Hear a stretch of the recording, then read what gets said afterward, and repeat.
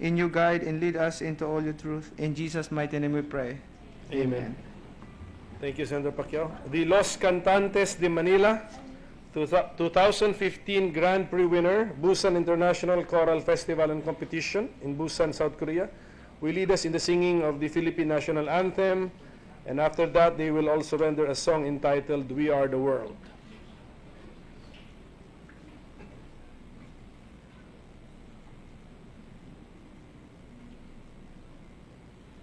Mayang magiliw, pelas na silamanan, alab ng puso, sa libig mo'y buhay.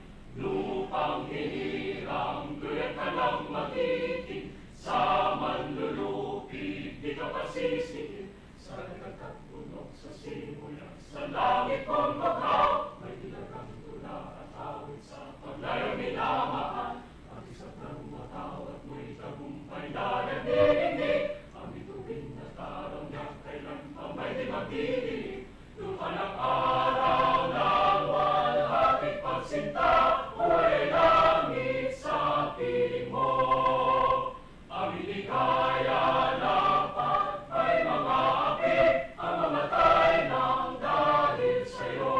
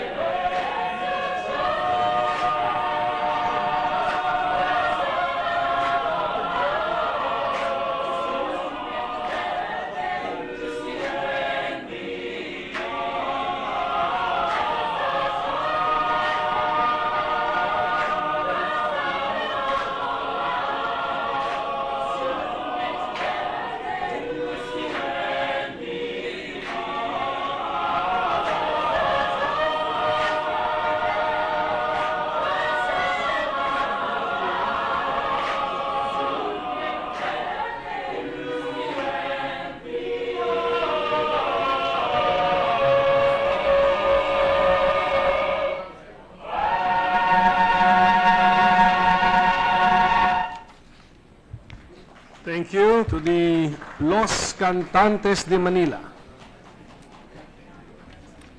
Secretary, please call the roll.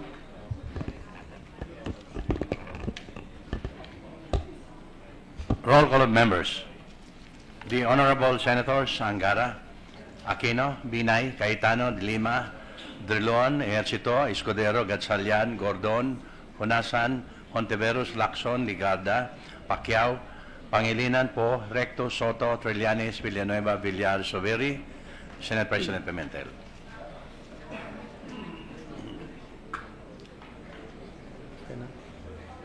With 19 senators present, the chair declares the presence of a quorum. Majority Leader, Mr. President, I move that we dispense with the reading of the journal of the 30th session, Wednesday, November 9, 2016, and consider the same as approved. is there any objection to the motion of the Majority Leader? There being none, the motion is approved. Mr. President, we'd like to mention the guests in the gallery visiting the Senate today. We have the faculty and staff of Mary Sunshine Montessori School of Kawayan City, Isabela, and the Polytechnic University of the Philippines students, CPAG, and guests of Senator Tiveros, cooperative leaders from various cooperatives from Luzon, Visayas, Mindanao, together with the Cooperative Development Authority, led by Administrator Benji Olivia. I would like to welcome them, Mr. President. Welcome to the Philippine Senate to all of our guests. Mr. President, I move that we proceed with the reference of business. Is there any objection? There being none, the motion is approved. Yes, Mr. Secretary, please go ahead with the reference of business. Bills on first reading, 1, 2, 3, 4, an act for the stewardship and conservation of built cultural heritage and for other purposes, introduced by Senator Paulo Benigno Bam Aquino IV. Referred to the Committees on Education, Arts and Culture, Local Government, and Ways and Means. 1, 2, 3, 5, an act prohibiting a no permit, no exam policy on any such policy that prevents students of any educational institution from taking their examinations due to unpaid tuition and other school fees. Senator Bam Aquino IV. To the Committee on Education, Arts and Culture. Resolutions. 230, directing the Senate Committees on Environment and Natural Resources, on Agriculture and Food, on Health and Demography, and on Trade and Commerce to conduct an inquiry in aid of legislation on the failure of the Bureau of Customs to dispose of the almost 4 million kilos of frozen meat that threatens the food safety and security, health and sanitation of the general public, and strengthening the conservation and protection of the environment with the end in view of proposing appropriate remedial interventions and legislation. Introduced by Senator Cynthia Villar. To the Committee on Environment and Natural Resources. 231, directing the Senate Committee on Agriculture and Food to conduct an inquiry in aid of legislation on the failure of the Bureau of Customs to come up with the implementing rules and regulations of Republic Act number 10845, or the Act declaring large-scale agricultural smuggling as economic sabotage that threatens the viability of the local farmers, particularly rice and sugar producers, and diminishes government revenue collection efforts. Senator Cynthia Villar. To the Committee on Agriculture and Food. 232, directing the appropriate Senate committee to review the implementation of Republic Act 10817 or the Philippine Halal Export Development and Promotion Act of 2016 with an end in view of ensuring that the religious significance of halal is not disregarded in making halal exports more competitive. Senator Sani Angara. To the Committees on Agriculture and Food and Trade, Commerce and Entrepreneurship. 233, directing the Senate Committee on Agriculture and Food to conduct an inquiry in aid of legislation on the reported improper utilization of Coco Libby funds. Senator Grace Poe. To the Committee on Agriculture and Food. Committee report. Committee report number 9 submitted by the Committee on Finance on House Bill number 3408 introduced by Representative Nograles et al. Entitled An Act Appropriating Funds for the Operation of the Government of the Republic of the Philippines from January 1 to December 31, 2017 and for other purposes, recommending its approval with amendments. Sponsors: Senators Ligarda, Angara, Aquino IV, Lacson, and Villar. To the calendar for ordinary business. Communication. Letter of Assistant Ombudsman Jennifer Hardin Manalili, addressed to the Senate President Aquilino Coco Pimentel III, which pertains to the Office of the Ombudsman decision in OMBCA 150298, case entitled Field Investigation Office versus Emmanuel Joel J. Villanueva et al., which was approved on October 11, 2016. Mr. President, Referred to the Committee on Mr. Rules. President. Majority Leader? before that action Okay. of referring it to the Committee on Rules, may I be allowed a parliamentary inquiry, Mr. President? Yes, sir. Go ahead, sir. You see, Mr. President,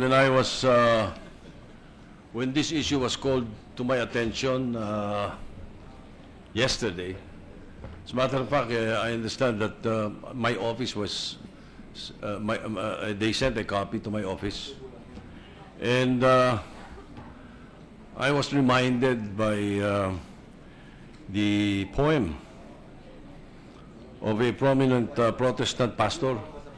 I'm sure you're very well aware of this. Let me just repeat it for the record. From Martin Niemöller. He said, first they came for the socialists. I did not speak out because I was not a socialist. Then they came for the trade unionists, and I did not speak out because I was a trade unionist. Then they came for the Jews, and I did not speak out because I was not a Jew. Then they came for me, and there was no one left to speak for me. I'm reminded, Mr. President, because I saw that in the journal, we have a letter from the Ombudsman dismissing Senator Joel Villanueva from being a senator. If that's how I read the letter. Now, my attention was called by Section 21 of the Republic Act 6770, which is the act that created, created the Office of the Ombudsman. So this is where their power comes from. So my question, my parliamentary inquiry is, how do we interpret Section 21 of the law that the Congress passed, which created the Ombudsman? Section 21 reads, officials subject to disciplinary authority, exceptions.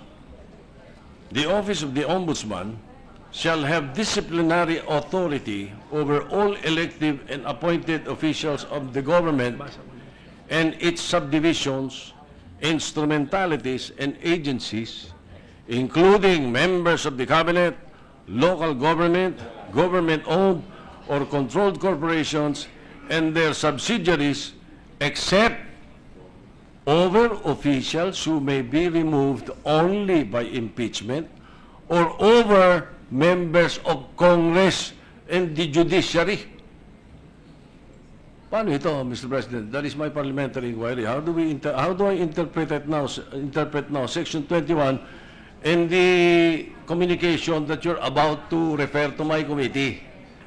That is my problem, Mr. President. May I be favored with an answer? Senator Drilon wants to be recognized, and he is recognized.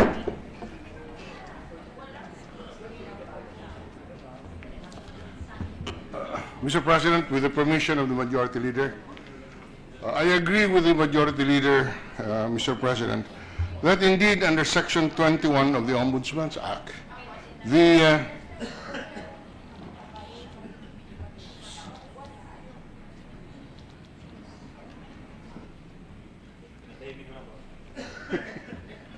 under Section 21 of the Ombudsman's Act, the Office of the Ombudsman has disciplinary authority over all elective and appointed public officials, except over officials who may be removed only by impeachment or over members of Congress.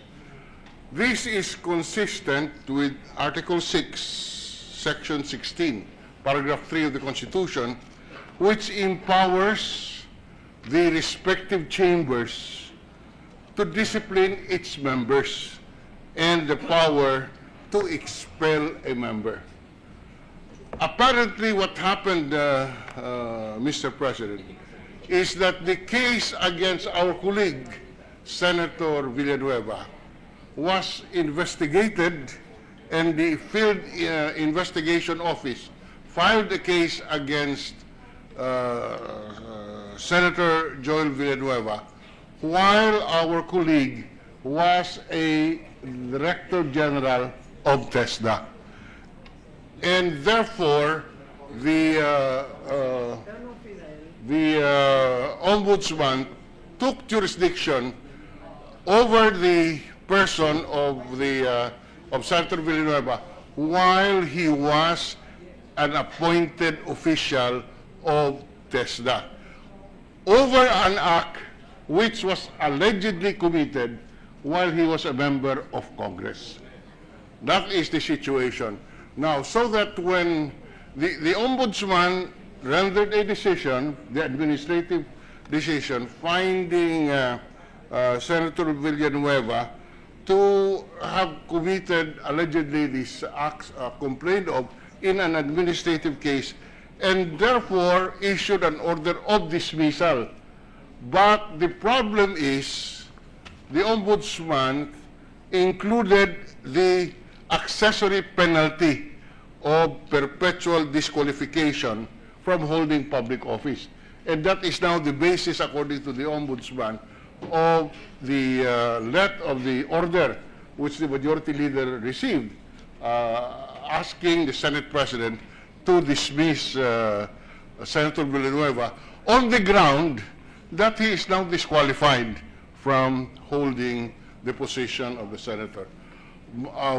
We believe, Mr. President, that this is a case of first impression. We have gone over quickly the established jurisprudence. We could not find a case which squarely would touch on the same on this issue.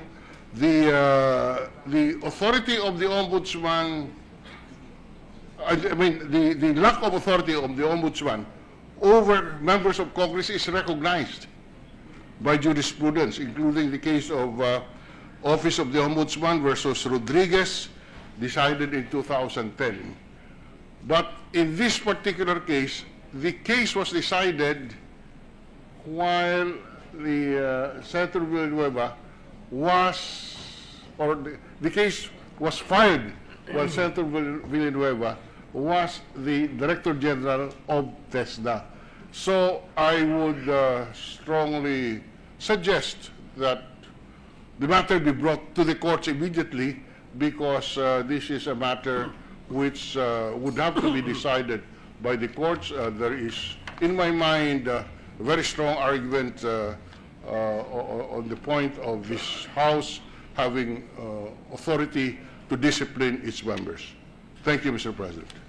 Mr. President, we might as well place on record also, or highlight the fact that the supposed action of Senator Villanueva was done when he was congressman. All right. Now, anyway, I think that will be a very good test for the courts to decide on. Now, with that, my next question then is, what do we do before your, that's why I stood up before you referred it to my committee, Mr. President. Because what do we do with resolution number 82 of the Philippine Senate? Resolution number 82 of the Philippine Senate, signed by President of the Senate, then Ernesto Maceda. Title, Resolution expressing the sentiment of the Senate that when any judicial order of preventive suspension or is served upon the Senate President, such order shall be sent to the archives to be retrieved upon such time as may be determined appropriate by the Senate. The resolution is self-explanatory, but more or less that is the gist. Well, anyway, I leave it to the Senate President to decide. The chair would refrain from answering the parliamentary inquiry and just ask the body if there is any objection to the referral of the letter, the said letter, to the Committee on Rules. Because if there is no objection, then that should stand. Is there any objection? No, there being none, so let the letter be referred to the Committee on Rules. And all of this discussion will be brought out in the Committee on Rules. But I have studied the case, and I will give advice to Senator Villanueva in private. And I will make sure that I will invite you in the hearing of Yes, the sir. Committee on Rules to tackle this issue, Mr. President. I will immediately call a meeting of the Committee on Rules, and I will make sure that the legal secretariat of the Senate are all present, or members are all present. A Majority Leader, Senator Subiri, wants to be recognized. So, Senator Subiri, you're Yes, recognized. with permission of the Majority Floor Leader. I just was wondering why they took full cognizance of, or the Ombudsman put all the focus on our colleague, Senator Joel Villanueva, when there are several pending cases. This is the first case that she actually dismissed his position and considered him removed from office. What about the others pending in the House of Representatives? Even in this August chamber. So, kawawa naman, no? Naawa na ako sa aking kaibigan na all the focus is pinned on him when this is basically preliminary investigation. I don't even think that there was still a filing with the Sandigan Bayan, as far as I know, Mr. President. I'm just putting that on record, Mr. President. This It's is unfair to our colleagues. This is an administrative case, actually, not a criminal case. With that, Mr. Majority President, Leader. and the permission of the body, I move to transfer from the calendar for ordinary business to the calendar for special orders. House Bill 3408 under Committee Report Number 9. Is there any objection? Hearing none, House Bill number 3408 under Committee Report number 9 is transferred to the calendar for ordinary business. With the permission of the Chamber, I move to consider House Bill 3408 under Committee Report 9. Any objection? Hearing none, House Bill number 3408 under Committee Report number 9 is under consideration. May we ask Secretary to read the title of the measure? Secretary, please do so. An act appropriating funds for the operation of the government of the Republic of the Philippines from January 1 to December 31, 2017, and for other purposes. Mr. President, to sponsor the measure, may we ask the Chairman of the Committee on Finance, Senator Loren Legarda, be recognized, after which Senator Cynthia Villar, Senator Sani Angara, Senator Bam Aquino, and Senator Ping Lacson, the Finance Subcommittee chairs, will deliver their co-sponsorship speeches. Senator Loren Legarda, Mr. President. The Chairman of Committee on Finance is hereby recognized, Senator Loren Legarda.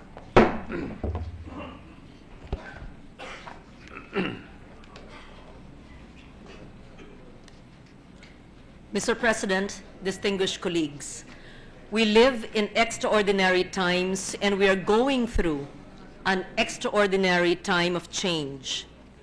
It is therefore my honor to present to you our proposed 2017 budget that sets bold plans to meet not just today's needs, but one that looks beyond 2017, one that contributes to delivering long-term solutions to the country's long-term problems. The 3.350 trillion proposed national budget for 2017 is the biggest annual budget ever assembled, a budget that will help deliver the change that our people want and need. The budget before you is not a mere compilation of cold and impersonal words and numbers. It is the lifeblood of our nation, crafted to fuel hope and inspire our people to believe in our collective future again. One has to read between the lines of these hefty books, for behind the hard numbers lie stories of real people whose pleas were met with either apathy, neglect, or by the arrogance of power. Tucked within the thick pages of this book is the memory of young Cristel Tejada 3 years ago, who killed herself unable to raise the 10,000 pesos tuition fee she needed to continue her college education. Our countrymen still affected by the wrath of Typhoon Yolanda 3 years ago and in dire need of assistance until now. Or the farmer mercilessly shot to death because he was asking to be given rice at a protest rally in the drought-stricken, unirrigated farms of Kidapawan, North Cotabato. They are the faces of the more than 22 million Filipinos who are poor, half of them living in extreme poverty and lacking the means to feed themselves. Mr. President, it can no longer be budget as usual. We need to have a budget that works, one that places money where they will make a real difference in improving the lives of our people. We need to have an inclusive budget, one that will consider the needs of every Filipino without prejudice to age, gender, sexual orientation, and gender identity, ethnicity, faith, and religion, and physical limitations. We need to be ambitious for our people. But how can we put life into this ambition if the resources to deliver programs are not spent? I am outraged by the fact that while our people are pleading for as little as a few hundreds of pesos to buy food, or a few thousands to continue education, billions of funds intended for programs have remained untouched. As of June 30, 2016, our government is saddled with total unobligated allotments amounting to 156.98 billion pesos. Agencies simply were not able to spend these funds released in 2015. The logic escapes me. While agencies by law have only until December of this year to spend these funds, it is unwise to indulge in wasteful year-end spending, because this can only result to sacrifices in spending quality. Mr. President, our budget is our investment for the future. It is supposed to construct new mass transport systems, new airports, road systems, and schools. They are supposed to fund services for the sick and the poor and the vulnerable, provide electricity to our people, build irrigation for our farmers. The unspent amount could have built 678,662 decent homes for the poor, 29,276 kilometers of farm-to-market roads, 215,000 classrooms with toilet and furniture, or it could have put more than 3 million Cristels through university. Underspending simply means missed opportunities. It means denying our people the services they deserve. We would not want to engage ourselves, however, in a blame game here. What we wish to encourage is that we all work together and provide the people what is due them. We are therefore proposing a budget that provides a disincentive to hoard funds by limiting executive discretion to impound funds, in accord with the decision of the Supreme Court. This budget will also clearly define the conditions under which savings may be declared compliant with the decision of the Supreme Court. Starting next year, savings can only be declared under the following conditions.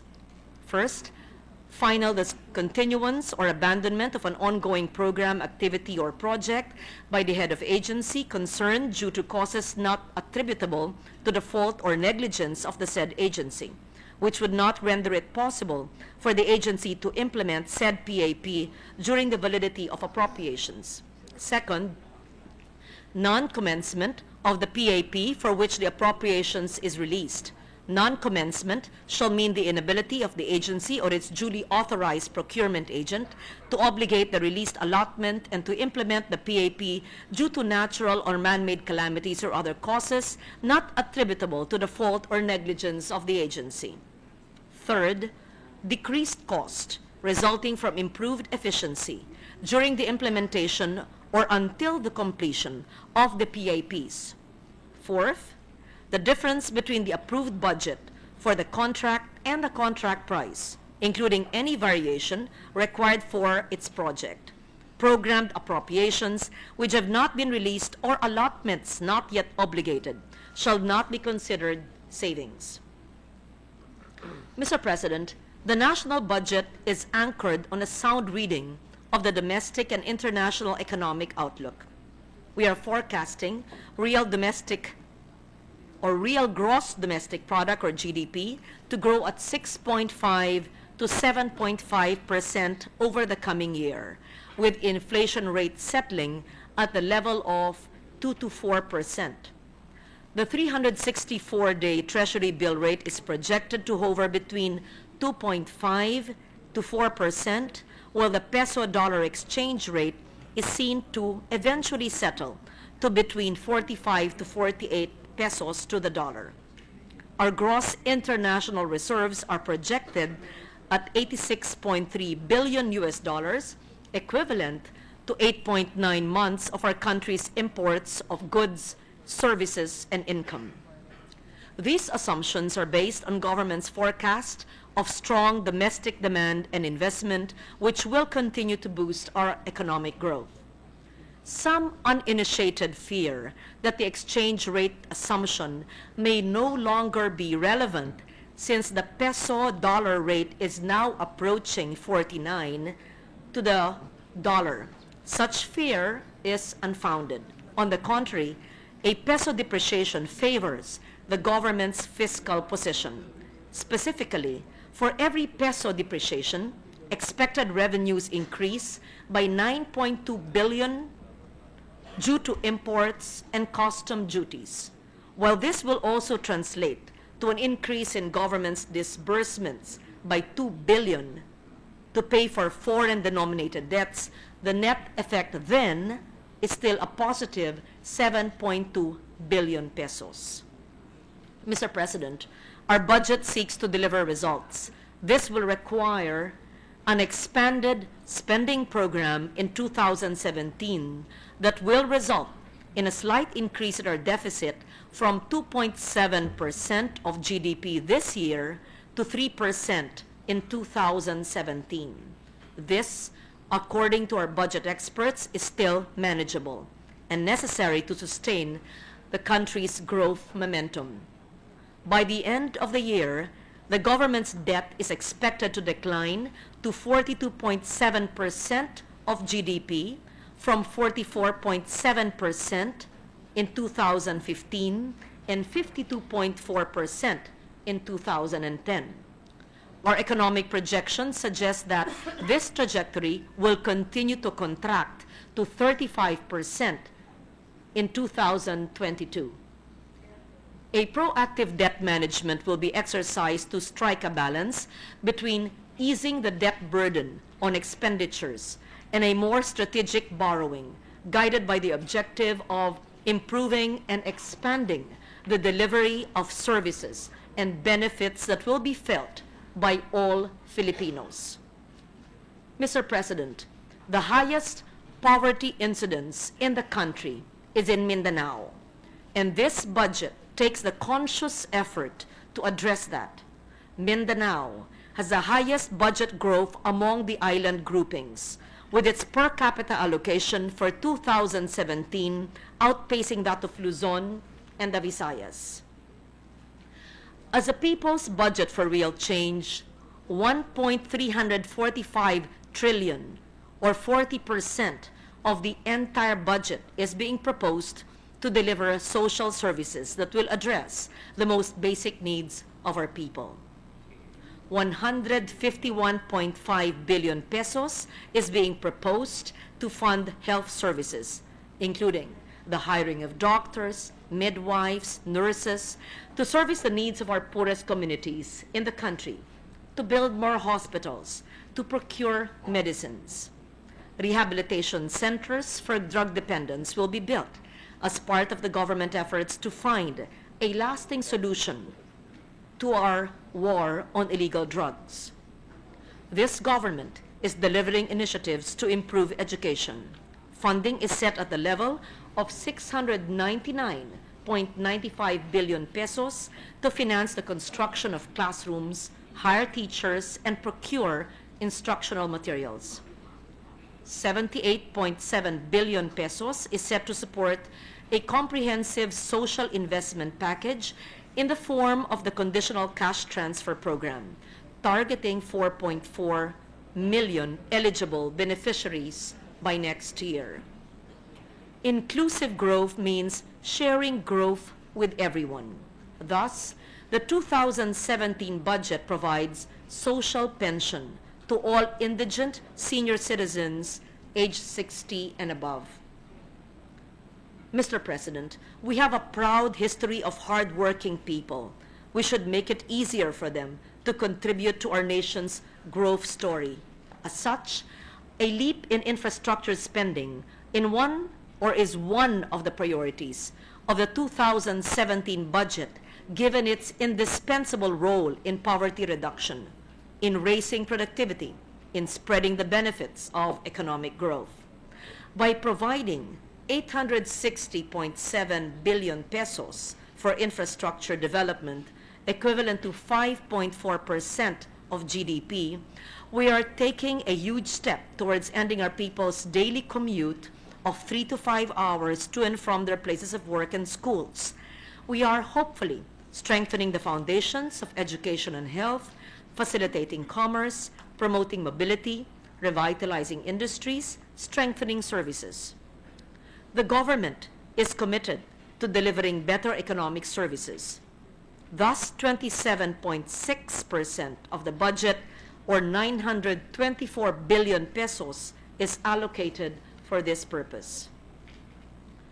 Our farmers and our fisher folks, many of whom rely on subsistence agriculture, will be better served through credit support and insurance, financial and technological resources, irrigation, and infrastructure support.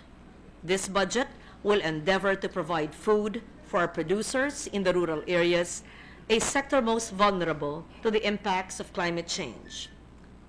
Energy poverty will be addressed. For this, 1.82 billion will be allotted for the Sitio Electrification Program of the National Electrification Administration, or NEA, covering 2,410 sitios in remote areas.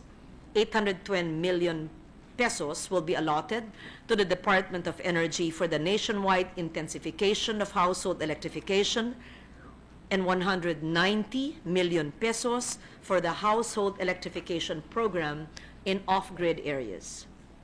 Regional economic development will be supported through initiatives that will unlock the potential of our MSMEs, boost agriculture, strengthen our competitiveness, promote tourism, as well as to build resilience in our communities. A fundamental responsibility of government is to protect its people, to enable our government to succeed in its war on drugs and criminality. We need to provide it with the wherewithal to bring this campaign to its rightful conclusion. As such, we are proposing 206.6 billion budget for public order and safety, up 19% from 173.2 billion this year.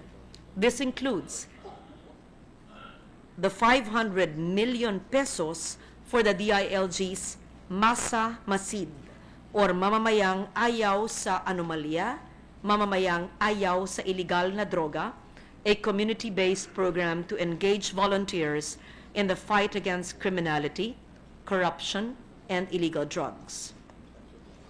As part of our campaign to build a minimum credible defense capability, 147.8 billion pesos will be allocated for this purpose, increasing the allocation by 13% from the 2016 16 budget.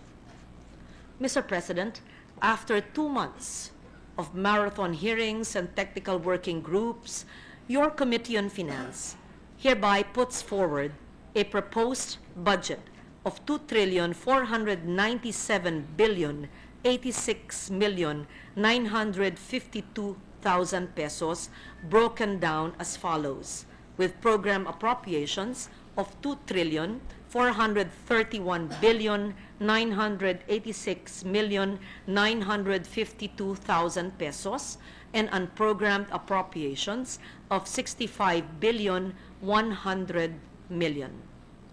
This budget seeks to provide more to those in greater need. Towards this end, we submit the following amendments. First, this budget will make it possible for the invisible, informal sector to now have access to the government's universal health care program. According to the Department of Health, some 8% of Filipinos are still not covered by PhilHealth. Hence, we have provided a 3 billion peso increase in the PhilHealth budget so that all Filipinos will now be covered by the program, while indigent patients will not have to pay for anything in state-owned hospitals under the no balance billing policy.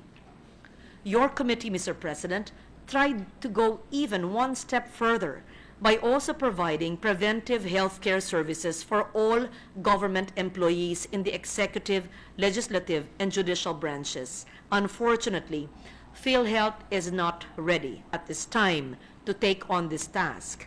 We will persist in this proposal for inclusion in the 2018 National Expenditure Program. Second, we have included a 2 billion peso irrigation fee subsidy in the budget of the National Irrigation Administration so that irrigation service fees will no longer be collected by NIA from farmers' associations. Our farmers who feed the nation are among the poorest of the poor, who urgently need government support and intervention. An accompanying special provision for this purpose specifies that this 2 billion peso allocation shall be used to cover the operating requirements of NIA and the maintenance of existing irrigation facilities which were previously funded out of the collections from the irrigation service fees. Third, all progressive nations have put science, technology, innovation as a centerpiece of their development policy. In our case, around 41% were enrolled in science, technology, education, agri-fisheries, and mathematics, or STEAM, in school year 2014 to 2015. To further encourage enrollment in STEAM programs, we are supporting the grant of scholarships to students enrolled in priority courses in all state universities and colleges. CHED's special provision, prioritizing the provision of state funds to scholars taking up STEAM courses in other key growth areas such as electronics, business process outsourcing, tourism, general infrastructure, and other priority manufacturing industries, will be vital in our effort to build a knowledge-based and innovation economy. Fourth, the justice sector is faced with an ever-increasing prison population. And with this reality comes the continued deterioration of conditions in our prisons, including the inability to provide decent meals to our prisoners. We need to support a humane correctional system that will promote the reformation of offenders.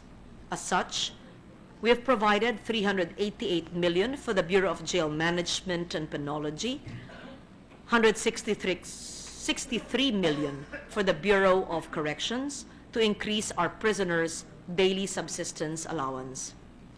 Fifth, in honor of our centenarians, we have allocated 100 million pesos for their one-time cash grant. Our budget adheres to the Sustainable Development Goals, or the SDGs, of ending poverty and hunger, improving health and education, making cities more sustainable, combating the adverse effects of climate change, promoting peace and justice for all, protecting the environment and biodiversity. We are on track to meeting the first of the 7 global targets of the Sendai Framework for Disaster Risk Reduction, which is to reduce disaster mortality. This budget will make sure we remain on course. And because culture is a story as a nation, we shall endeavor to provide the funds needed for the integration and mainstreaming of arts and culture in the country's educational system, as well as support the National Commission on Culture and Arts. I further submit, Mr. President, the following special and general provisions for the 2017 budget. First, in building resilience in agricultural communities, the Department of Agriculture will undertake disaster-resilient agricultural infrastructure projects and practices. The Department of Agrarian Reform will promote the adoption of sustainable farming approaches. Second, we have introduced special provisions that require the integration of educational modules on indigenous knowledge, heritage, biodiversity, environmental protection, disaster risk reduction, and climate change in the K-12 curriculum, as well as in the curriculum of state universities and colleges. Third, a special provision under DNR identifies critical watershed areas, other protected areas, and communities ravaged by extreme weather events as areas to be prioritized as planting sites under the National Greening Program. It in fact even prescribes the inclusion of bamboo, coconut palm, and other indigenous species as planting materials for the program. Fourth, special provision task the DILG to ensure that evacuation centers are able to withstand 300 kilometers per hour winds and 8 magnitude earthquake with natural ventilation and rainwater catchment facilities, as well as special facilities for the elderly, persons with disabilities, women, and children. To ensure rice subsidies in the form of cash allowance equivalent to 20 kilos of rice to be given to firefighters, jail guards, and police. Other personnel to be given rice subsidies are the military and uniformed personnel of the Philippine Army, Philippine Air Force, Philippine Navy. Finally, the DSWD special provision on the Pantawid Pamilyang Pilipino program specifies that the beneficiary shall be entitled to a rice allowance in the form of cash grants amounting to a total of 23.4 billion pesos. In addition, several general provisions are also proposed, requiring infrastructure projects to conform to resilience standards to withstand natural hazards, assigning priority to government structures located in areas highly vulnerable to seismic activity for repair and retrofitting, protecting built heritage, cultural properties, and cultural landscapes from alteration, renovation, or demolition by requiring prior approval by government cultural agencies, requiring the inclusion of the protection of biodiversity in the development programs and the projects of agencies, offices, and local governments, setting a 1-year availability timeframe of appropriations under 2017 GAA to instill a sense of urgency among government agencies in utilizing their budget to the last peso. Mr. President, my distinguished colleagues, once more, we are faced with the task of establishing our funding priorities on behalf of our people. I need not underscore the fact that Congress holds the power of the purse. It is an empty power, however, if the purse strings are drawn tight by the government's failure to spend all of its funds judiciously. The budget bill puts our people at the front and center of our agenda. It aims not just to create growth, but ensures that everyone benefits from the growth that we will all create together. I urge you, Mr. President, all our colleagues, to support this measure. Thank you.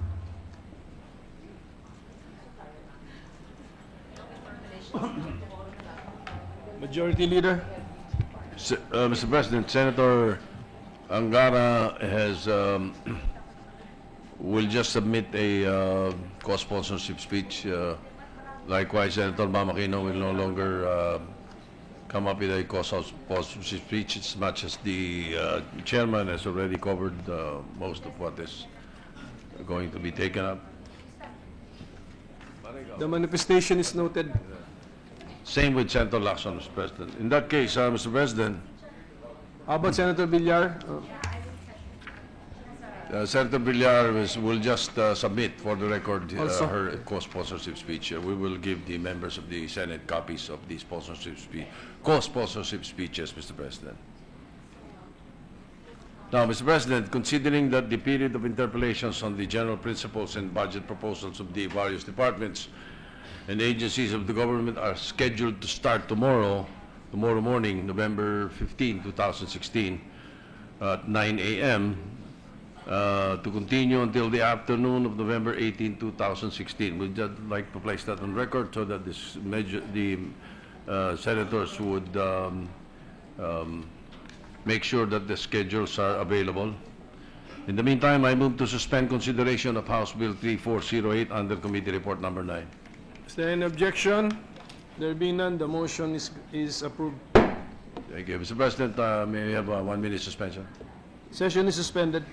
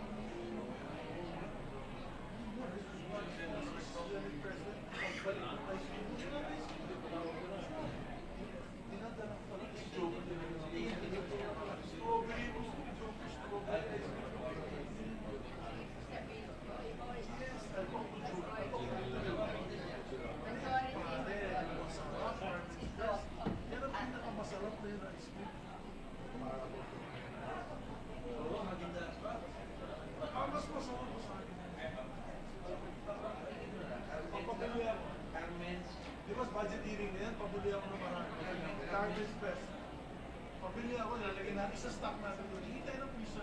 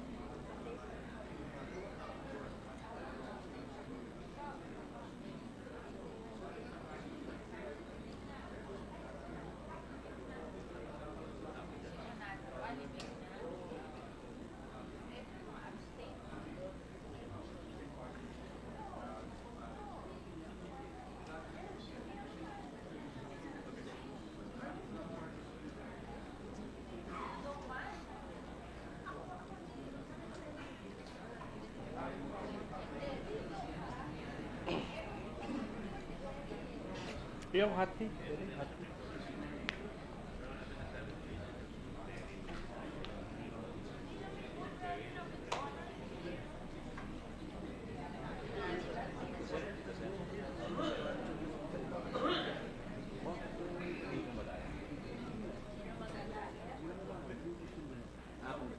Joe. Tawagin ko na. Mga rules ulit ng rules ng voting. Ito resolution. Gusto nila i-vote yun. Marcos Mariano. Bago kasi yung gathering doon. You'll be pushing voting. So,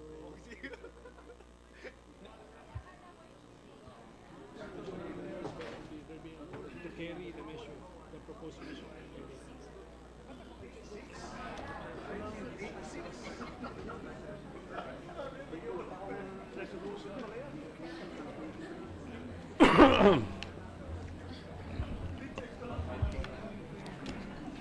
Yes, Session is resumed. thank you. Mr. President, Senator Hontiveros talked to me the other day and again today, earlier, and also was being endorsed by Senator Rilon, that I call back Senate Resolution 86, PS, proposed Senate Resolution 86, which we will not able to take up the other time because the motion to take it up was lost.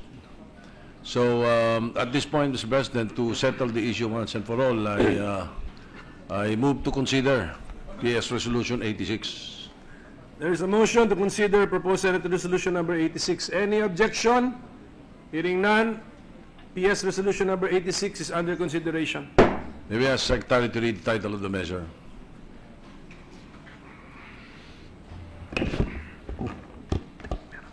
A resolution expressing the sense of the Senate that the crimes of the former President Ferdinand Marcos to the Republic and the human rights violations committed under his regime render him unfit to be buried at the libingan ng mga bayani. Majority Leader? The measure was sponsored last time by Senator Hontiveros through her privilege speech. So at this point, I move that the privilege speech of Senator Hontiveros be considered into the resolution, Mr. President. There is a motion to also consider the privileged speech delivered by Senator Hontiveros pertaining to PS Resolution number 86. Any objection? Hearing none, the motion is approved. No, Mr. President, I am in a quandary, Mr. President, because I don't know if I can file the motion to adopt the resolution because I have this personal belief that I would rather stick and follow the sentiment of the Supreme Court. So I leave it to Senator Hontiveros to move for the adoption, or perhaps Senator Dillon. Senator Drilon is recognized. Mr. President, in that case, may we move that the body adopt proposed Senate Resolution number 86.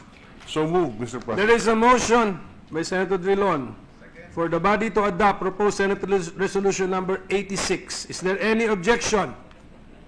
Hearing none, Senator Soto. I cannot vote in favor, Mr. President. As I said, I will support the Supreme Court. I don't know if you will treat it as an objection, but We will treat that as an objection. thank you. So there is an objection. Senator Gordon is raising his hand. Yes, sir. Does this mean, Mr. President, that we are now being called to vote on the issue that has already been decided by the Supreme Court without debate? Yes, sir. Because I find it unconscionable for us to debate something that the Supreme Court has already debated on. And while I do not agree fully with the Marcoses, or I do agree in part to the proposition, I cannot in conscience vote wisely on this matter. As far as I'm concerned, we should put Mr. Marcos to sleep permanently. And we're not burying him as a hero. As far as I'm concerned, we're burying him as a former president. Of course, it is up to them. If there are people who feel that there is opprobrium in the fact that he is being buried in the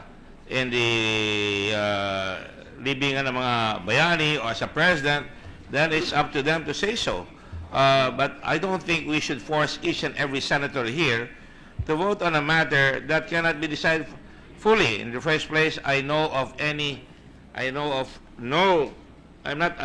protecting anybody here, but here we have people here who will say that they are for due process of law, and yet when it comes to due process of law here, there is no decision made against President Marcos, insofar as I'm concerned.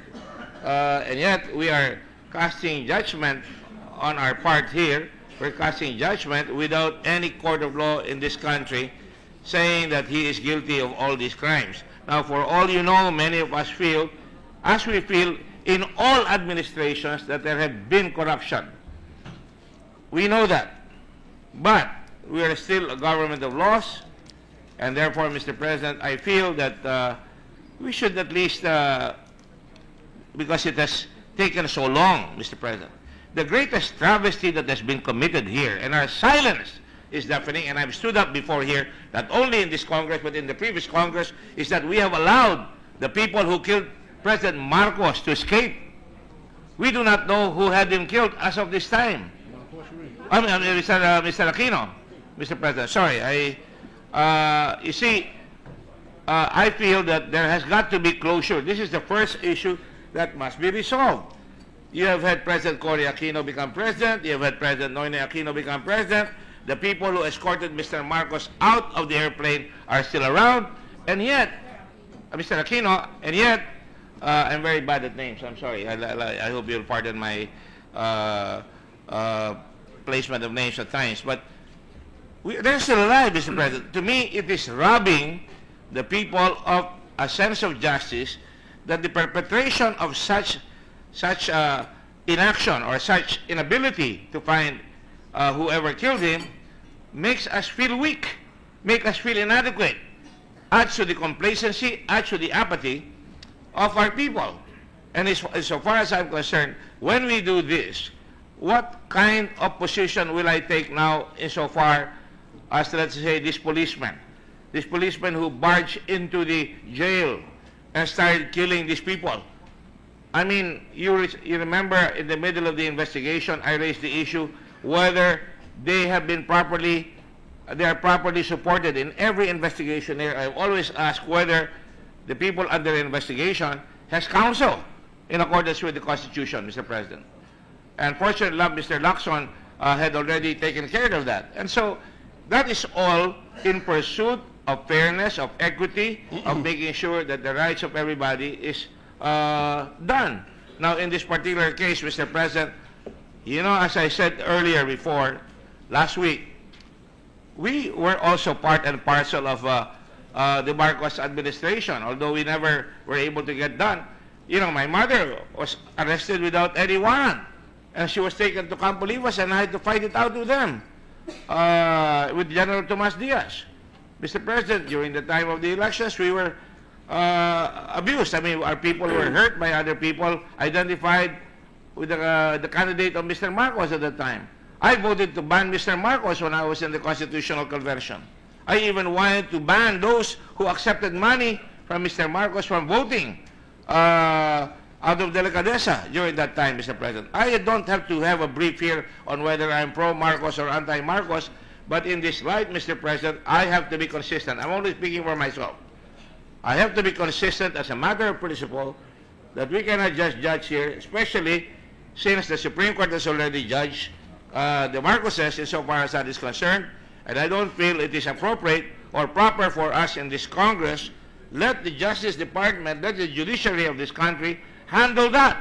Insofar as it is concerned, we are merely expressing our umbrage, or some of us are merely expressing their umbrage. Let it be off record then that the senators who feel umbraged by this decision state it on record. Let them deliver their presentation. But insofar as I'm concerned, I feel unqualified to make a judgment on a 9-4 decision of 9-5, 9-5 decision, which is a major majority, Mr. President. I don't feel qualified. I don't have all the data. I don't have all the facts.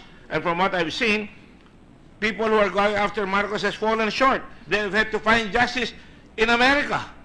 And to me, that is really a slap on the sovereignty of this country.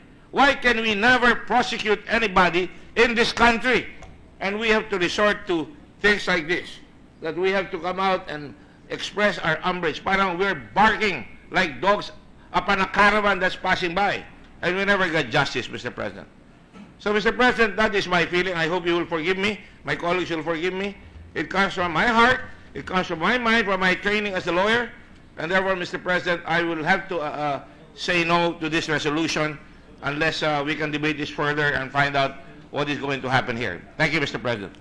Mr. President, may I now move on the previous question? There's a motion that we're treating that as part of the debates, as part of the objections. Senator Yes. De Lima is raising her hand. Senator De Lima is recognized. Thank you, Mr. President. Just a brief retort to the manifestation of our dear colleague, Senator Gordon. As one of the petitioners in that case, I definitely feel an extreme dismay over the decision of the majority of the Supreme Court. And that's why, just like the other petitioners, I intend to file a motion for reconsideration within the proper period. Having said that, may I also take the position that notwithstanding the decision of the Supreme Court, this body, this institution, as an independent, co-equal, separate branch of government, can very well express its own stand or its own position on the matter. If ordinary citizens can take a stand on this matter of transcendental importance or grave national interest, with more reason that the Senate as an institution can express its own or can make a stand on the matter. We have done that in previous instances, in previous issues, like the issue on the need for the on the EDCA. The Supreme Court has a different decision, a different ruling, different from the sins of the Senate, which is the need for ratification of EDSA by the Senate. So I take that position that we can proceed to adopt this resolution. Thank you. Senator Gordon is recognized. If that is the case, Mr. President, then let us state here our positions individually without taking a vote. I don't mind that. At least there will be nobody sitting on the center line. If we do not agree with the Supreme Court, Mr. President, the lady from Bicol has already stated that she's going to file a motion for reconsideration. Equity or justice requires that the Supreme Court be given the chance to consider the motion for reconsideration, Mr. President. We should wait. Now, obviously, we don't want to wait, and obviously, there are people, I've heard the administration, and you know, I've had disagreements with this administration. I think my record speaks for itself here. And therefore, when this thing happens, when I hear the cabinet say, Secretary Lorenzana say, he has a 21-gun salute because he is President of the Republic. As far as I'm concerned, you can call him Pagulo or Pangulong Marcos. Put him to sleep, Mr. President. What I really disdain is up to now, Mr. Marcos still has a say on this country's politics. Let us learn from it. Let us avoid the mistakes of electing people who should not be elected or taking a position at the time when they're fooling around. But I saw that, Mr. President. I have been a witness to history, as have many of our colleagues here. When I was in the Constitutional Convention, anything can be rationalized. Even up to now, we are still in the process of rationalizing things, Mr. President.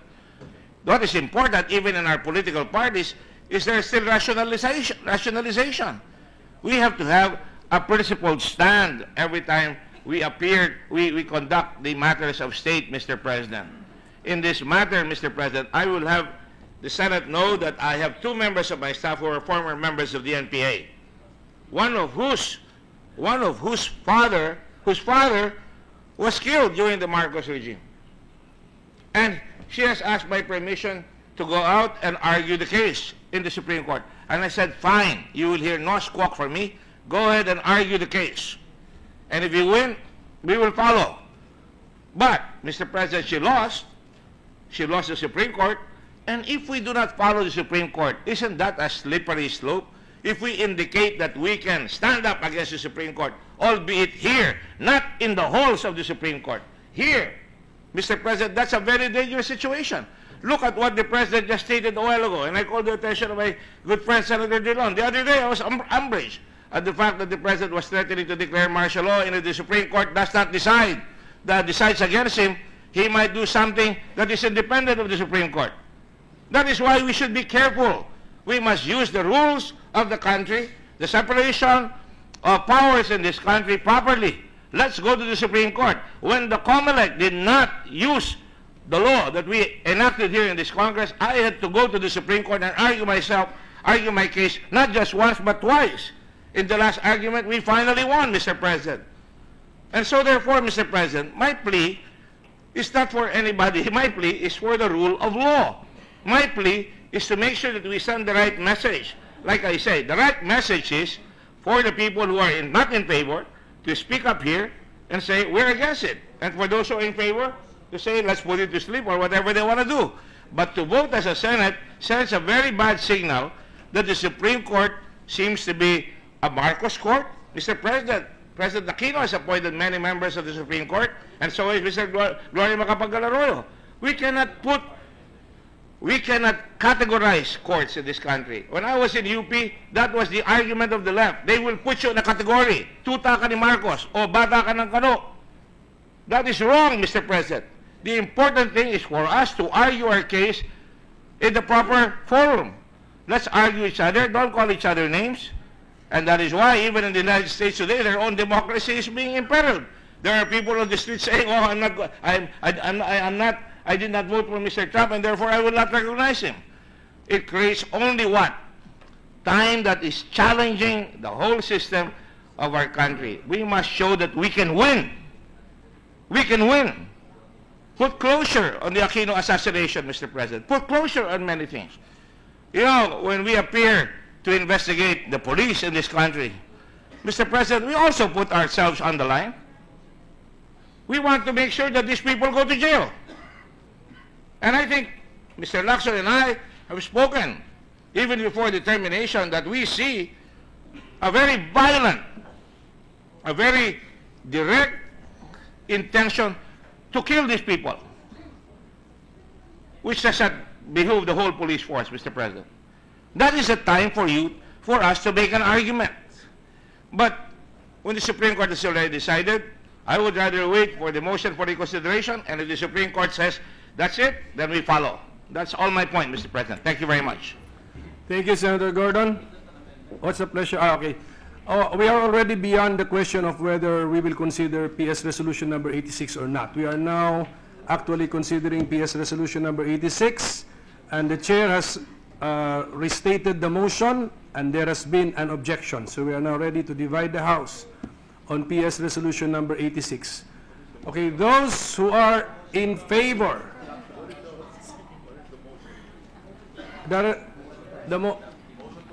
the motion is to adopt proposed Senate Resolution number 86, the title of which has been read by the Secretary.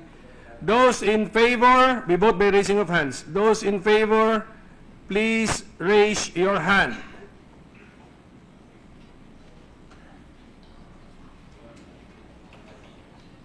Including me. Including.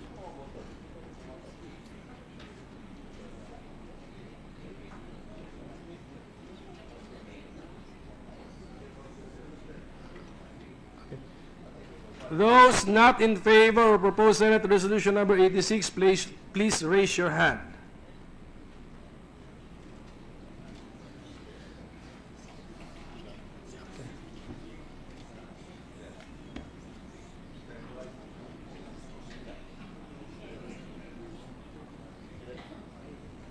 Okay, let me announce the result, please. Those who did not participate will be deemed as having abstained.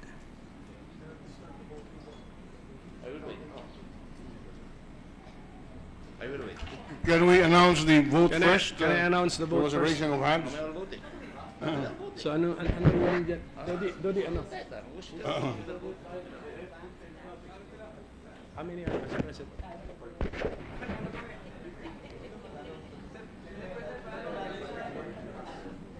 Hindi.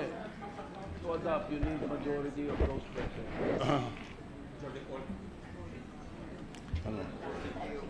Can I get the results, please?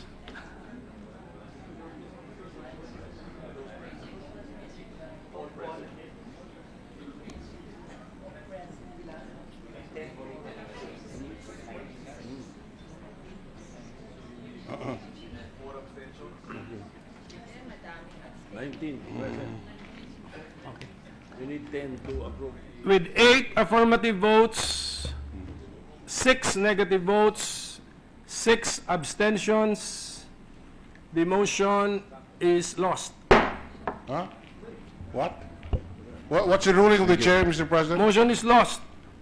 Because there are 20 senators present, so May I read the rules so that it will not be questioned? The majority, there being a quorum, Mr. President. That's the rule.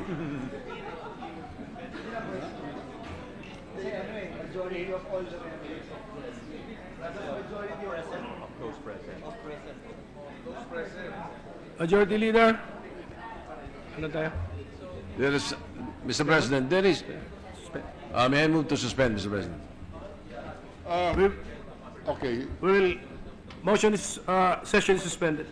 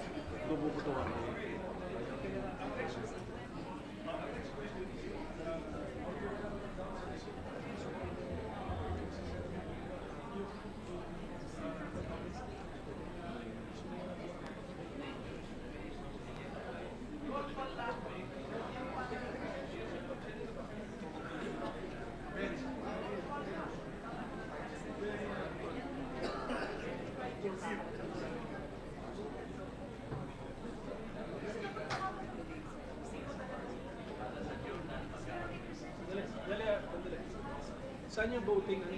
Ano rule?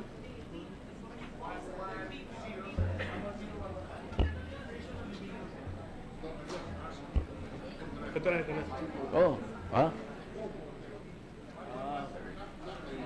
Hindi na rin. Oh, okay. Those who voted. Oh, okay. Nakita naman ng media eh. Okay, session is resumed. Sino-sino, alam nila eh. Mr. Majority Leader? Yeah, Mr. President, I was about to move for adjournment, but Senator Drilon wants to... Senator Drilon is recognized. May we know, Mr. President, if the Secretariat was able to record the senators who voted for, against, and abstained on the motion to adopt the proposed Senate resolution? Can the Secretary answer the question? Do we know who voted yes in favor of PS Resolution 86, who voted against, and who abstained from voting? Yes, sir. Mr. May that be read into the record, Mr. President? Is there any objection to the motion? There being none, the motion is granted and I will do it myself. Those who voted in favor of proposed Senate Resolution number 86 are the following senators: Aquino, De Lima, Drilon, Ontiveros, Pangilinan, Poe, Villanueva, Pimentel. Those who voted against proposed Senate Resolution number 86 are the following: Senators Gordon, Honasan, Lacson, Pacquiao, Soto, Villar. And those who were considered to have abstained are the following senators: Angara, Binay, Escudero, Gatchalian, Recto, Subiri, giving us the result 866. Is the good senator satisfied with the answer? Mr. President. You recognize Thank you, Senator Drilon. Senator Angara. Senator Angara is Then recognized. Senator Escudero, then Senator Recto, Mr. President. May we explain our abstention, Mr. President? This is a very divisive and emotional issue as seen by the discussion the past few days leading up to the Supreme Court decision and the days afterwards. And I feel it is an issue uniquely suited to be decided not by the politicians, but by our people in a national referendum, Mr. President. That has been my position in my public life for the last 13 years through 3 presidents and 3 administrations. And I do believe in national healing, and I do believe that the Governor Imy's apology is a good first step. But I do feel that the wounds are still a bit raw. The history has not been fully written on these chapters of martial law, Mr. President. We owe it to our people to hear the stories of torture, of disappearances. I know I would feel bad if I had a relative who disappeared during martial law, Mr. President. But either way we decide on this issue, we will be criticized, insensitive, or not paying attention to history. That's why, of the many issues that are important in our public life, Mr. President, I feel it is only through a national referendum that we can move on from this issue. The Libingan ng mga Bayani was established according to Republic Act 8289, originally called the Republic Memorial Cemetery. It states that the cemetery, originally for soldiers, is supposed to commemorate the presidents, national heroes, and patriots, quote-unquote, for the inspiration and emulation of this generation and generations still unborn. So definitely this is not an empty debate, Mr. President. I just feel the debate is not properly suited for this hall, Mr. President. It is a larger debate that we must throw out to our countrymen, like all political debates and like all true democracies, Mr. President, because there are so many questions to be answered. For example, why did we pass Republic Act 10368, the Human Rights Victims Reparation and Recognition Act of 2013, where we state in the Declaration of Policy, it is hereby declared the policy of the state to recognize the heroism and sacrifices of all Filipinos who were victims of summary execution, torture, enforced or involuntary disappearance, and other gross human rights violations committed during the regime of former President Marcos, covering the period from September 21, 1972 to February 25, 1986, and restore the victims' honor and dignity.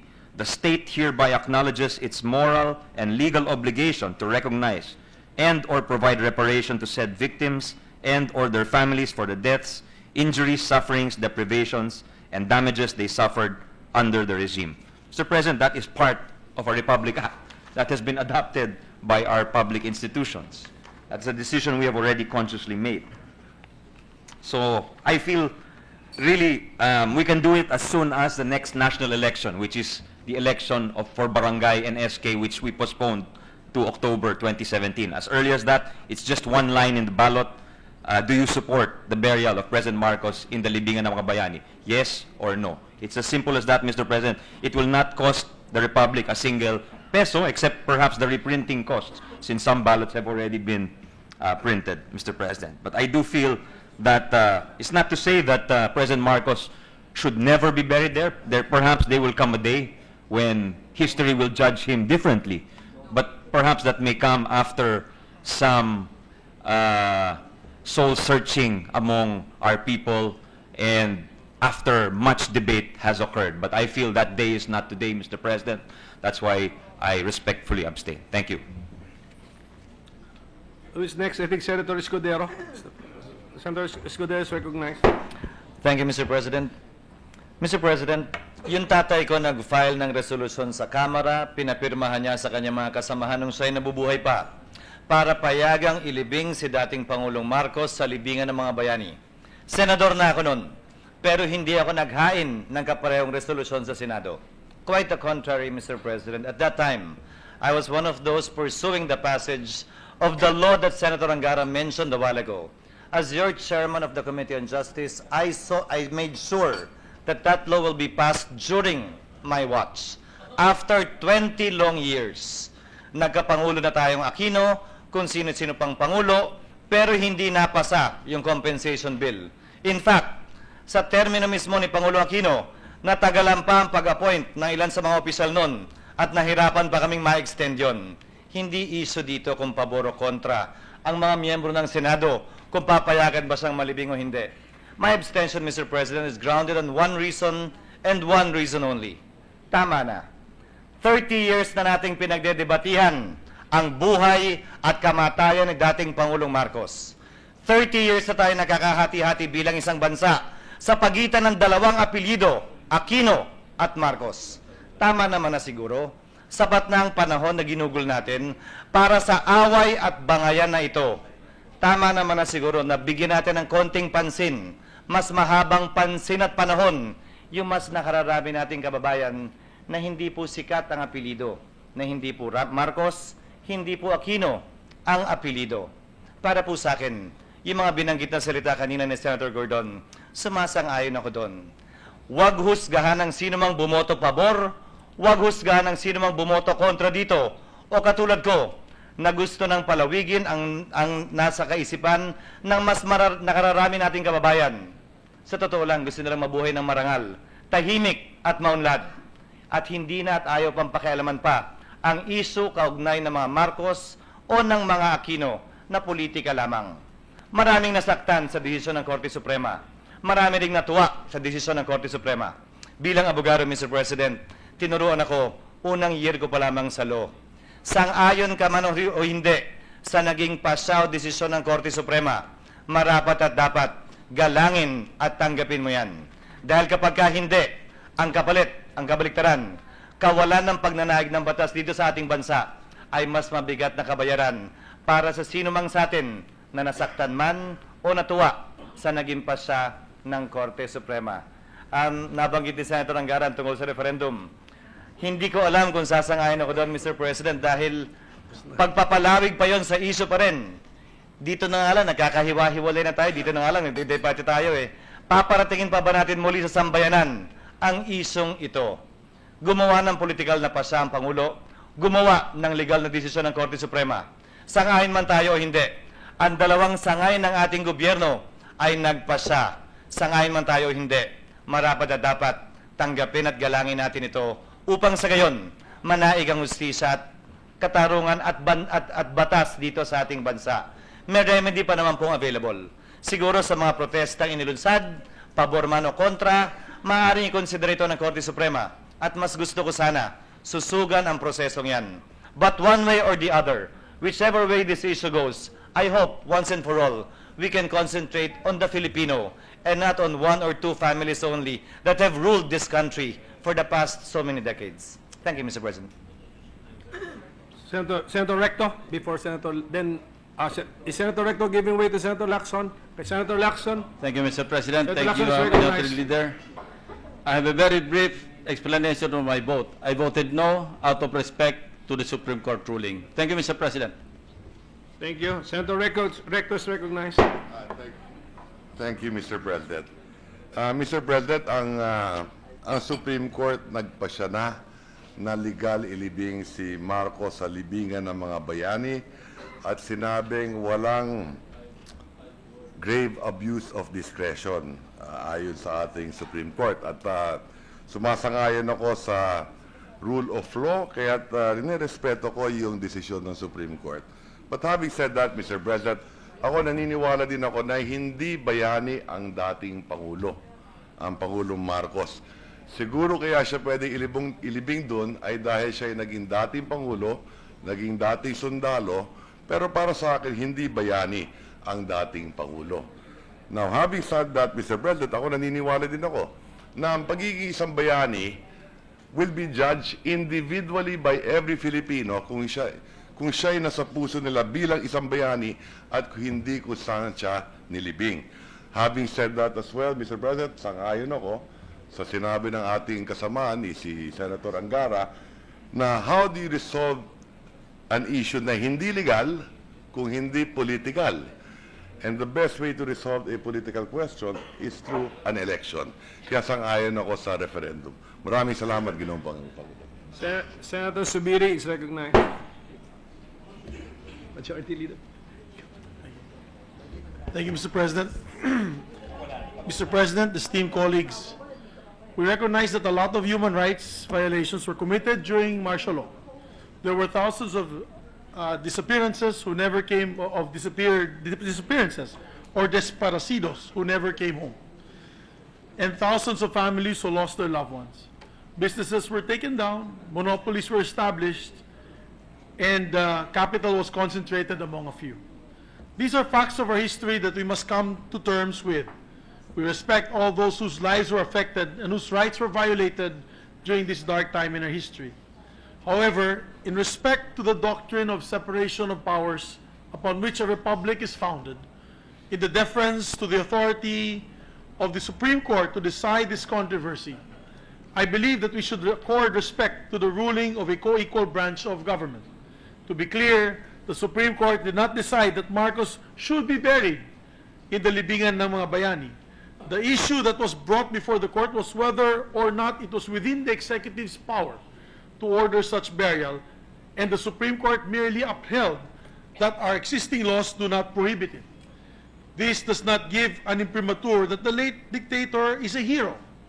I quote the court's decision that the proposed interment is not equivalent to the consecration of Marcos' mortal remains. The act itself does not confer him as the status of hero. I quote, Mr. President. Having weighed the abuses experienced by martial law victims on one hand, Mr. President, and the call for national conciliation and unity on the other, I humbly abstain from the proposed resolution because I believe only time will tell as to when we can all move on as a nation. History cannot be changed by just one act or decision.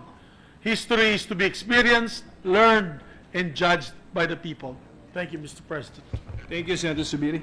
Well, Majority Leader? Who else? Yes, Mr. President.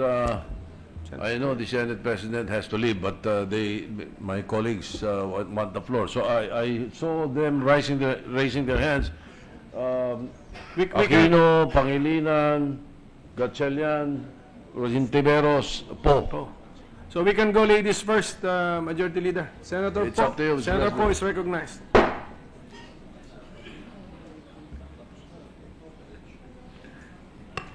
Thank you, Mr. President. I really would have rather that we didn't have to vote on this particular issue. But let me just say that while I respect the decision of the Supreme Court and we have to adhere to it, the Senate, being a co-equal branch, should be allowed also its own expression. And what we are doing, in fact, is stating our own personal beliefs in this matter. But I also agree with the proposal of Senator Angara that this is something that I feel that the public has to be able to weigh on. And I believe that the referendum is not a waste of time. If ever, it will encourage others also to think about the matter, and it should not be left alone to us, especially if this has been festering for the past more than 2 decades. This is also the same opinion as Senator Villanueva, who has expressed that he respects the decision of the Supreme Court, and this is just a manifestation of our own opinions here in the Senate. Thank you, Mr. President. Thank you, Senator Poe. Senator Ontiveros is recognized. Thank you, Mr. President. How apt that the resolution I filed was denominated as Senate Resolution number 86. 1986 po ang taon na ang sambayanan ay nagsalita sa isang malakas na tinig laban sa diktadura. It is this courage that we would have honored if we had decided to speak as a Senate on the decision to bury Marcos in the libingan ng mga bayani. Mr. President, the SC only said that the President can decide to bury the dictator in the LNMB. Nasa kamay pa po ni Presidente. He makes the final call. And as a co-equal body, we could have weighed in with our wisdom. I voted in favor of the motion. I voted in favor of truth, on the side of history, and on the side of our real heroes. Salamat po, Mr. President. Senator Aquino is recognized. Mr. President, not an explanation of my vote, but just a quick manifestation. Mr. President, earlier we had the gentleman from Sorsogon talk about the Libigan issue as if it is framed by just 2 families. And to be frank, Mr. President, nahihiya ako kapag sinasabi ang Libigan issue ay problema lang ng Aquino at ng Marcos. Nahihiya po ako sa libu-libong namatay, sa libu-libong nawala, sa libu-libong na torture. Nahihiya po ako sa pamilya ng ating Senate President, sa tatay ng ating Senate President. Nahihiya po ako sa PDP laban na binuo para labanan yung diktadurya. Nakakahiya po pag sinasabi nating isang pamilya lang o 2 pamilya lang ang may kinalaman sa problemang ito. Mr. President, as I've said for some time, this is not just a problem or an issue of 2 families. This is a problem that has plagued thousands of families in our country. Families which have been destroyed, families which have been broken apart until today, yung mga epekto po niyan nandyan pa rin. Hindi lang po sa mga pamilya kung hindi sa ating kasaysayan. Kaya gusto ko po lang pong igiit muli ang issue po ng libing ni former President Marcos sa Libingan ng Bayani.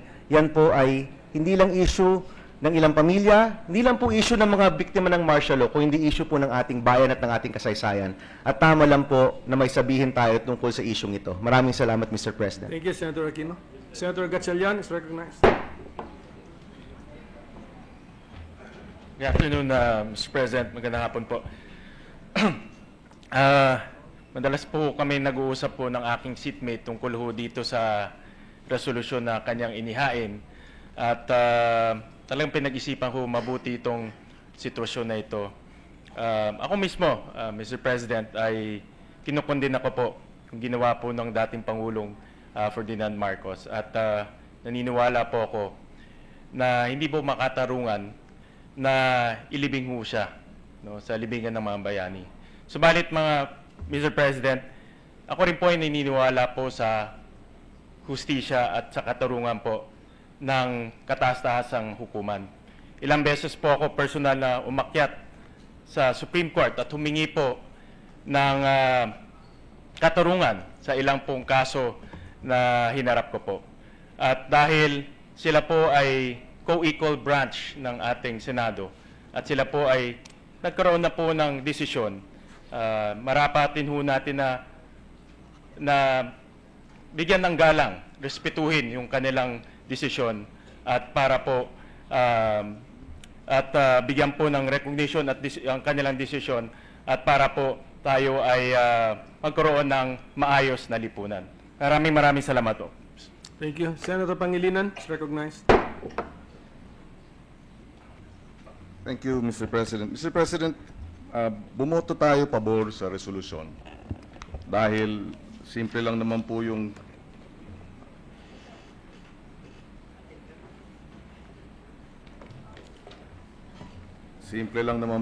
title ng resolution expressing the sense of the Senate that, well, in so many words, no, the former President Marcos is unfit to be buried in the libingan ng mga bayani. Sa akin po ay sumasang-ayon po ako ron. Kaya ho ako bumotong suporta rito. Doon sa usapin po nung nagdesisyon na po ang Supreme Court, ang alam po natin, may motion for reconsideration. So, pending pa rin po ito. At kahit na po naging final at executory po yung resolution na ito o yung desisyon dito, maaari pa rin pumosisyon ng ating Senado, hindi sa hindi pagkilala, kung hindi pagsang-ayon. Iba ho yun. Iba ho yung hindi natin kinikilala ang desisyon ng Korte Suprema, iba naman po yung hindi tayo sumasang-ayon sa naging desisyon ng Korte Suprema. Maaari nating sabihin bilang isang Senado na bagamat kinikilala natin ang naging resolusyon o naging desisyon ng ating kataas-taas sang hukuman, hindi ho tayo sumasang-ayon. At hindi tayo sumasang-ayon dahil sa ilang mga dahilan. Unang-una, hindi ko ho maipapaliwanag sa aking mga anak kung tinanong sa akin, bakit kayo pumapayag na ipalibing ang isang hindi bayani sa libingan ng mga bayani. Simple lang po sa akin. Kaya po, tayo po ay pumabor sa nasabing resolusyon. Sa usapin po nung pending pa nga at hindi pa ho pinal, sa maraming pagkakataon, naulit na po natin ito nung isang araw, uulitin lang po natin, sa maraming pagkakataon, ang ating Senado ay nagkaroon ng sense of the Senate resolution kahit na ho, pending pa ho ang isang bagay o isang kaso sa Korte Suprema. Ang isang halimbawa, at nabanggit ko po ito, nung dinedebate ng Korte Suprema yung usapin ng Constituent Assembly, kung dapat bang voting separately o voting jointly. Habang dinedebate po yan o pinag-uusapan sa Korte Suprema, naglabas ng resolusyon ang Senado. 23 pa nga na senador ang pumirma sa nasabing resolusyon na dapat voting separately. Sa usapin po ng Declaration of State of Emergency, nung panahon po ni dating Pangulong Arroyo na kung saan inaresto si Randy David at nagkaroon pa ng raid sa Daily Tribune. Nagkaroon din ng investigasyon ang Senado habang nililitis o habang nakapending ang kaso at kine-question yung state of emergency sa Korte Suprema. Naglabas pa ng 2 resolusyon report ang Senado na sinasabing illegal yung state of emergency at sinasabing illegal yung pag-raid sa Daily Tribune at illegal yung pag-aresto kay Randy David. Senate resolution po yan, Senate committee report yan, habang pending pa yung kaso sa Supreme Court. So maraming pagkakataon, pumuposisyon po ang Senado. Hindi dahil hindi natin kinikilala ang Korte Suprema, kung hindi nagkakaroon din po tayo ng sarili po nating pasya at sarili po nating paninindigan bilang Senado. Sa huling banda, Mr. President, it has been said that the beginning of the end of war is in remembering. And I believe the same goes for tyranny, oppression, and the violence and brutality of dictatorial rule. We must remember. We must not forget. And this resolution precisely is our way of not forgetting despite the ruling of the Supreme Court. Maraming salamat. Thank you, Senator Ping. Senator Drilon is recognized. Just a very brief point, Mr. President. The Supreme Court technically said we are dismissing the petition because we do not find that the President abused his discretion when he allowed the burial of the late President in the Libigan ng mga Bayani. The Supreme Court said this is a political decision. Political question. I'm sorry, that this is a political question. And they reviewed the decision of a political leader and said he did not abuse his discretion and therefore we dismiss the petition. Mr. President, the Senate is a political body and is therefore has every prerogative to express its views, especially on a political issue such as what we voted upon. There is nothing wrong with going against the decision of the Supreme Court, especially under these circumstances. We maintain our respect of the Supreme Court as being officers of the law, but we can do so without being disrespectful. And by voting on this resolution, the sense of the Senate is no disrespect for the Supreme Court. It is, and each of us exercised his or her judgment on this political issue, and we place ourselves on the record where we stand. Therefore, let history judge us after today. Thank you very much, Mr. President. Thank you, Senator Drilon. Majority Leader. Thank you, Mr. President. I move that we suspend the session until 9 o'clock in the morning of Tuesday, November 15, 2016. Is there any objection? There being none, the session is suspended until 9 o'clock in the morning of Tuesday, November 15, 2016.